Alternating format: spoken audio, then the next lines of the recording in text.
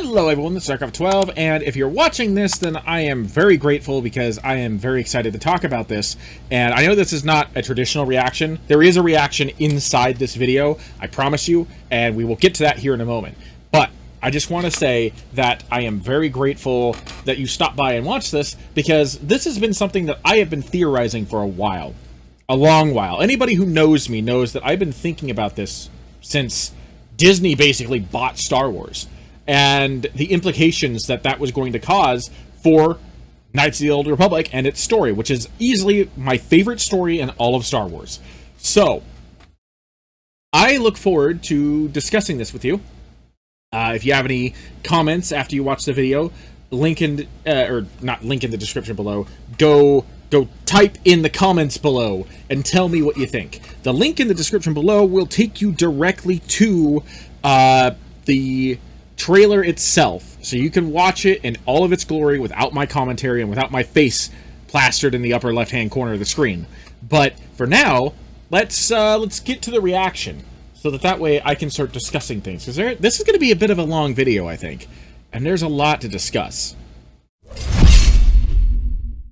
Okay, so everything's set up, everything seems good to go. Awesome.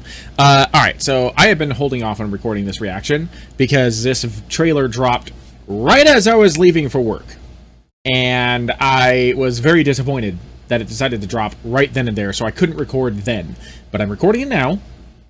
And let's see. It's only 1 minute and 6 seconds long. And the fact that it's showing a PlayStation logo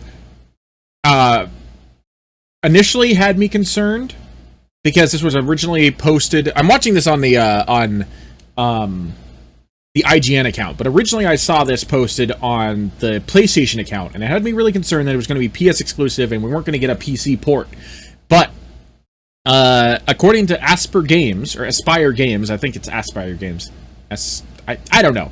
Aspire Games. I'm going to call them that. According to their Twitter, in response to Swotorista, who was talking about it and was nerding out about it over on Twitter. It was absolutely adorable when she was doing it, by the way. They confirmed that it is coming to PC, but it may not come at launch. It may come later, which is a little disheartening, because I don't have a PS5, and according to their original Twitter post, at launch it's coming to the PS5 and not the PS4. I've got a PS4. I don't have a PS5. So that has me slightly concerned, just a little bit, because it means I might get spoiled before I get a chance to play it.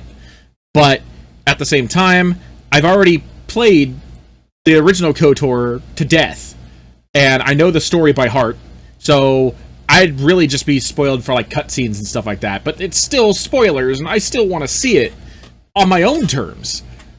So yeah, I'm kind of upset about that, but anyway, let's watch this. Let's see what happens.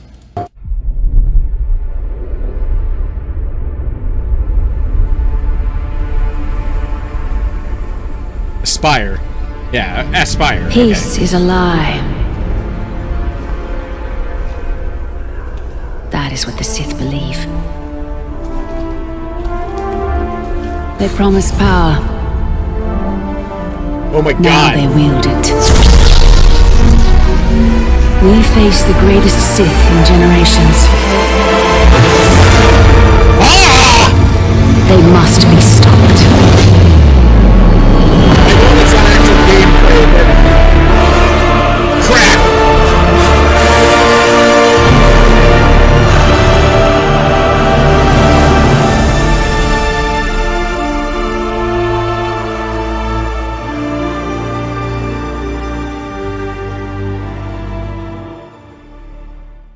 That was the best teaser. That was the best teaser that I've ever seen. Oh man, I'm excited now. Okay. I can't wait to talk about this. I cannot wait. Alright, so I know that I am rather late to the party when it comes to doing a reaction and viewing this trailer, and, you know, unfortunately that's just because, like I said before, the trailer dropped right as I was about to leave for work. But now that we've seen it together, and we have appreciated the beauty that is Darth Revan, allow me to just say that I've seen this coming for a long time. And I've been watching the writing on the wall since Disney more or less purchased Star Wars. There's a lot of clues that they have been sprinkling across various ad campaigns and video games and behind the scenes media like encyclopedias and whatnot that have gradually led me to believe that KOTOR was coming back. And at first I didn't know if it was going to be a KOTOR 3 or if it was going to be a remake of KOTOR, but I knew in some way, shape, or form KOTOR, and Revan specifically, was going to play a very massive role in the future of Star Wars under the Disney banner. Some of the news that I am going to share with you may not necessarily actually be news. Some of it might not come as a surprise to you at all, but some of it might actually take you by surprise quite a bit. So here's to hoping that you guys actually find this video informative. I apologize that my face isn't going to be on screen nearly as much for this. My camera died shortly after recording the video, and I don't know where my battery charger is, so I gotta try and find that. But let's focus on the details. The first thing that tipped me up that KOTOR could potentially be making its way back into the headlines and into Disney canon was actually when Disney purchased the rights to Star Wars. It was SWTOR, Star Wars: The Old Republic, the MMO that I occasionally play for you guys here on the channel. It was the thing that tipped me off at first and made me wonder what's going on here. The reason why I say that is because obviously SWTOR predates the purchase of Star Wars by Disney. I have been playing Star Wars: The Old Republic since its second closed beta, which was in like October of 2009, I believe. And the game released the following year. So I've had my hands on this game a little bit longer than most others. It's important to note that although I don't play it consistently, that the game still is near and dear to my heart, and I have played every single relevant story content that has released. I just haven't actually finished this main story with every single character. And the reason why I say that is because every character class has a slightly unique and different story. So the one that I have focused on the most is the Jedi Knight. And the reason why I focus on the Jedi Knight is because they have the biggest tie to the Sith Emperor, who corrupted Darth Revan, that led to the Jedi Civil War after the Mandalorian Wars. So the fact that SWTOR is still around was my first indication that something was going on, because Disney basically decanonized SWTOR, decanonized KOTOR, and decanonized everything else that happened before their purchase. But they also canceled several different projects that were supposedly in development, as well as multiple books that I believe were supposed to be published. Or if they did get released, they got put under the Legends category. So the fact that SWTOR didn't get canceled upon purchase, and the fact that the developers, BioWare, were just like, well, we haven't been told anything. They're leaving us alone, so we're just going to keep making our game. That just spoke volumes to me, but that alone was circumstantial. And I didn't quite believe that anything could come of it. Maybe they were just using SWTOR as their money-making tool, since they had already signed an exclusivity clause with EA to create games, and SWTOR is an EA game. So I didn't really think much about it until 2015. In 2015, the release of the mobile game Star Wars Galaxy of Heroes hit. And when that game hit, I picked the game up on the second day, and I purchased a few characters with real money in order to try and jumpstart my roster. And overall, I noticed that the roster was filled up with a lot of fan favorites. It was filled up with a lot of individual characters, but a lot of the characters happened to be very specific in that they were all canon. They were all part of the Disney canon. With the exception of like a random bounty hunter and the Jedi Guardian and the Jedi Sentinel, and certain other characters that happen to just be there to fill out the ranks for you to collect. almost every single character in the game was a canon character, like Count Dooku, Farm Boy Luke Skywalker, Stormtrooper Han Solo. These characters are staples of the Star Wars universe, and while they may not necessarily be all that important in the grand scheme of things, they were still in the game to fill out your roster, so that way you had something to play with. But there was one character that stuck out to me, and that was HK-47, who any Star Wars fan who is even remotely familiar with KOTOR knows that HK-47 is the lovable, malicious assassin droid that follows you around and kills things for you in both KOTOR and KOTOR 2. And that struck me as odd, mainly because of the fact that why would they put a character from a game that is non-canon among all of these canon characters? And for the longest time, he was the only non-canon character in Galaxy of Heroes. It took them about 2.5 to 3 years before they released the Sith Triumvirate, which, for those who are unaware, is Darth Nihilus, Darth Sion, and Darth Traya from KOTOR 2. They released Nihilus and Sion as just regular characters, and Traya as a raid character. You could only get her if you participated in a guild raid that on like the hard mode difficulty, so that way you could earn as many shards as possible, and after doing it a set number of times, you would be able to actually unlock the character.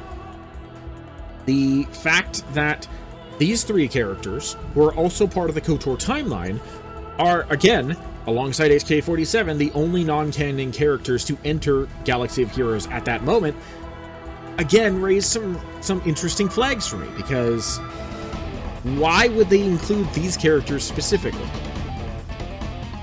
Skip forward several years after that, actually I think it was like a year and a half after that, they begin introducing more Old Republic characters, specifically Jedi Knight Revan, Bastila Shan, Jolee Bindo, T3M4, Cartho Nassi, Mission, Zalbar, and Canderous Ordo. Later on, Juhani joined in, and in addition to her, we also got the Sith Assassin, Sith Marauder, Sith Empire Trooper, and Darth Revan, Darth Malak, and Bastila Shan Fallen, which is when Bastila falls to the dark side. Again, all of these characters come from the New Republic era, and most of them actually have New Republic tags. The interesting thing about three of them, however, Sith Marauder, Sith Assassin, and Sith Empire Trooper, is that they actually came from SWTOR. Their designs are from SWTOR. They are listed as Sith Empire, because they are, but they're, unlike the rest of them, which came from KOTOR, they were the only ones that came from SWTOR. Which, again, raised some very interesting questions. No other non-canon characters have been introduced into Star Wars Galaxy of Heroes since. They could have added any number of non-canon characters into Galaxy of Heroes by now. Starkiller, Mara Jade, Kyle Katarn. The list is practically as endless as you can imagine. But they haven't. The fact that this is happening raises a lot of questions. They don't even have some canon characters in there. Cal Kestis from Jedi Fallen Order. Iden Versio from Star Wars Battlefront 2's campaign. They never made it into Galaxy of Heroes, and yet these non-canon characters from a game from 18 years ago are here. It should be noted that SWTOR has been using Revan for a long time. I keep bringing SWTOR up because of the fact that it is the most ongoing and most prominent feature of the Old Republic era right now, because it is still going on. And Revan happens to play a massive part of that. Revan has multiple stories in where he is both your ally or your enemy, and he ends up playing a significant role towards what I refer to as the mid-tier part of the game. In that it's shortly before the Knights of the Fallen Empire story, which has basically overtaken everything else after the Rise of the Emperor mini story arc. And Revan is key to this. The Shadow of Revan DLC opened up the door for a wide variety of different things. In that DLC, or actually, let's talk about the main game first. During the Republic side, you rescue Revan from what is referred to as the Maelstrom prison, where he has been in more or less lockstep with the Emperor and in stasis for over 300 years. However, if you're playing as the Imperials, you do meet him one time. And in that time, you end up killing him.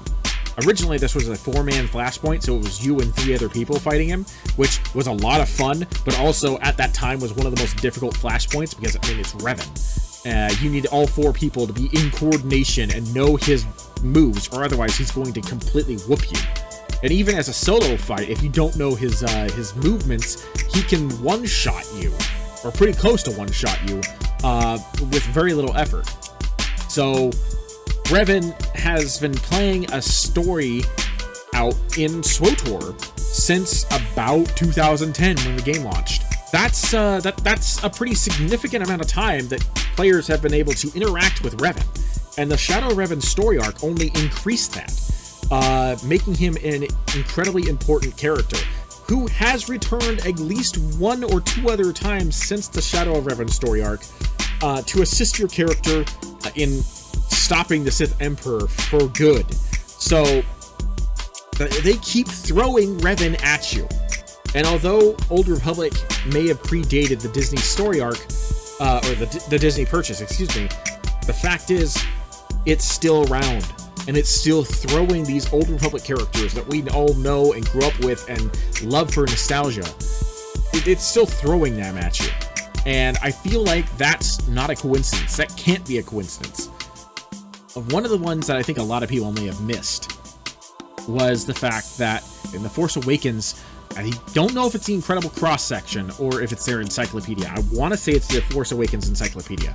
But in that, it talks about Kylo Ren's lightsaber, which we already know was linked back to the Old Republic because of the fact that in Star Wars Rebels, we find Ezra Bridger locating a defunct crossguard lightsaber, which activates just long enough to show that it is a crossguard lightsaber before it turns out, because it's 1,000 years old, maybe older. So it's seen better days. Ezra ends up putting the saber back, but that just confirmed it. The encyclopedia talks about the fact that the design of the crossguard lightsaber actually dates back thousands of years to the Scourge of Malachor. Now, anyone who knows KOTOR knows that the Scourge of Malachor can only be one person, and that is Revan. So even as far back as The Force Awakens, Revan has been teased. And the reason why that is important is because, like I said, in Star Wars Rebels, we find the crossguard lightsaber style in basically a death field. It's a bunch of ashen characters strewn across an entire area that presumably were both Jedi and Sith. This location happens to be Malachor, a planet that, up until now, we didn't think really existed in canon. The reason why is because Malachor 5 was destroyed. Which leads me to believe, since Malachor is around and it's not numbered, but Malachor 5 isn't around and was numbered, that Malachor 5 may have actually been a planetoid, like a moon. And Malachor, much like the planet Yavin, is a larger entity that Malachor 5 just happened to orbit. We don't have a confirmed size of what Malachor 5 was at one point, because the only time we see Malachor 5 is in KOTOR 2 after it's been destroyed by Revan's mass shadow generator superweapon. And you further destroy it at the end of that game.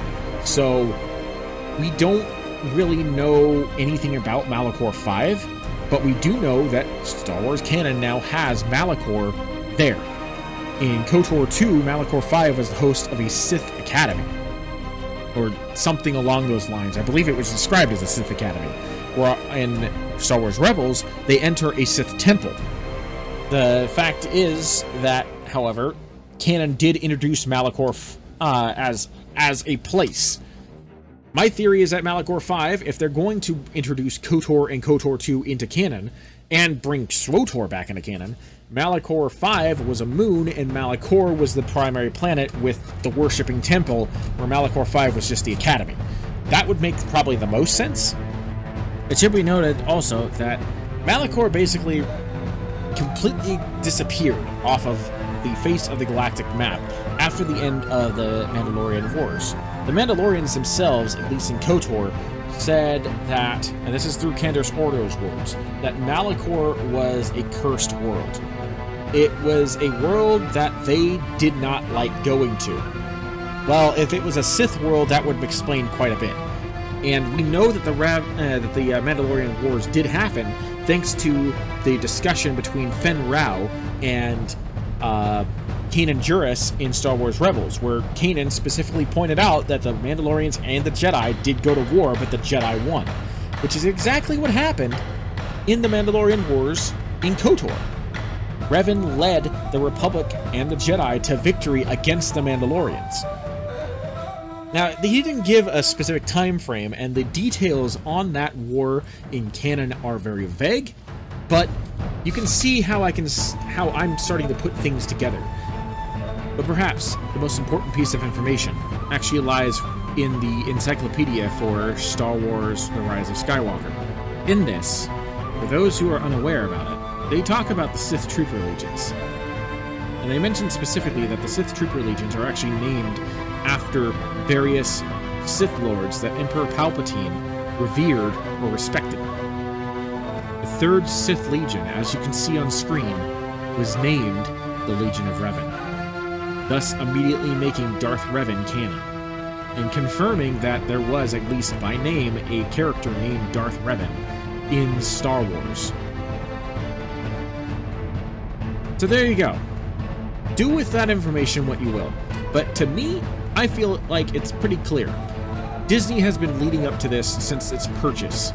It may not necessarily have been like their first priority, but the clues have been sprinkled, either circumstantial or definitive, across the entirety of the timeline in which Disney has owned Star Wars.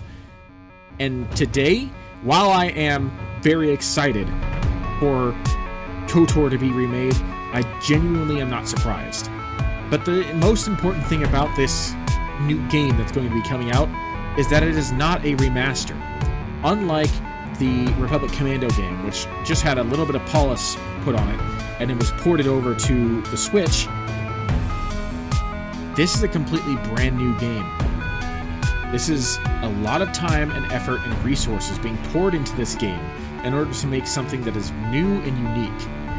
I genuinely do not think that Disney would allow something like this to be greenlit unless they had full confidence that it was going to be pulled off successfully, similar to Jedi Fallen Order. And can I just say that if this game is going the same direction as the Final Fantasy VII Remake, in that it's going from a turn-based style D&D setup, RPG style game into a action-adventure where you're actually being able to control your character that will play through the game in a very, energetic way, I think that that could potentially mean that we could be seeing a future of Star Wars games where the story is the driving narrative, but the gameplay is going to actually be really fun to play.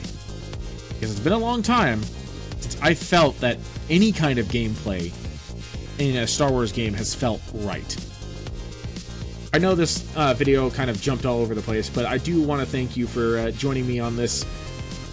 I have been thinking about this all day since I heard about the trailer drop, and I've been very excited to bring it to you. Hopefully I was able to bring my points out clear and concise. In the meantime, thank you for joining me. This was Arcava12, and I shall see you in the next video.